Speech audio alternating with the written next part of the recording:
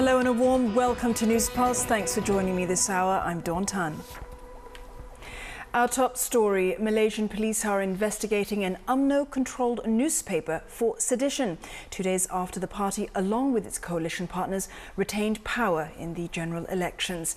The Utusan Melayu's front-page report appears to blame the Chinese for the ruling coalition's weaker showing at this year's polls.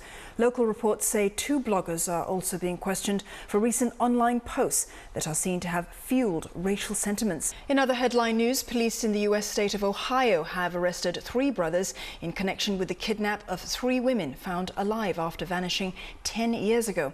FBI officials have commended the victims for their bravery and resilience. For Amanda's family, for Gina's family, for Michelle's family, prayers have finally been answered. The nightmare is over. For more on this story, we're joined by our Washington bureau chief, Simon Marks. Simon, a dramatic and miraculous escape by these 3 women, but questions are being raised about how the police didn't even get close to finding these girls. You know, after 10 years, how have police responded?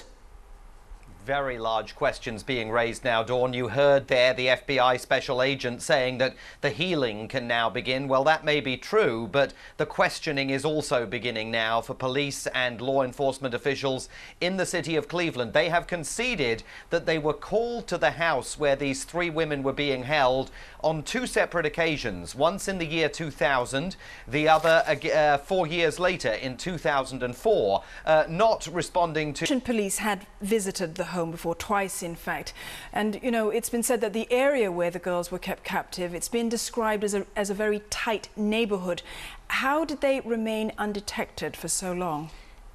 Well, that's a big focus of the investigation that's underway now. We don't yet know the circumstances under which they were held inside the house. They were clearly confined in some way because Amanda Berry was able to escape, but the other 2 women had to be freed by police. We don't want her to reprise her act with a band using exactly the same language, even if she admitted she hadn't quite been in character as the Queen.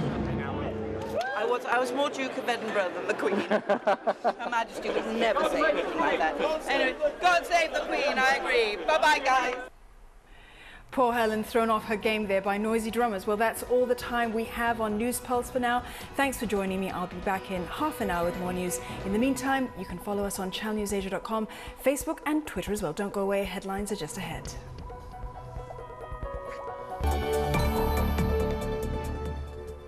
Time for a recap of the headlines. Malaysia's Prime Minister has accused the opposition of misleading Chinese voters, who he says would otherwise have helped give his ruling coalition a 2/3 majority in parliament. Meanwhile, Malaysian police are investigating sedition claims involving a newspaper controlled by Mr. Najib's party, UMNO. Opposition leader Anwar Ibrahim has vowed to lead what he calls a fierce movement to reform Malaysia's electoral system. He will lead a rally near Kuala Lumpur on Wednesday to challenge the election results. US officials say North Korea has moved 2 missiles away from a launch site which was located on its east coast. The medium-range Musudan missiles had been launch-ready for weeks amid high tension on the Korean peninsula. Those are the top stories. For more news updates, stay tuned to Channel News Asia.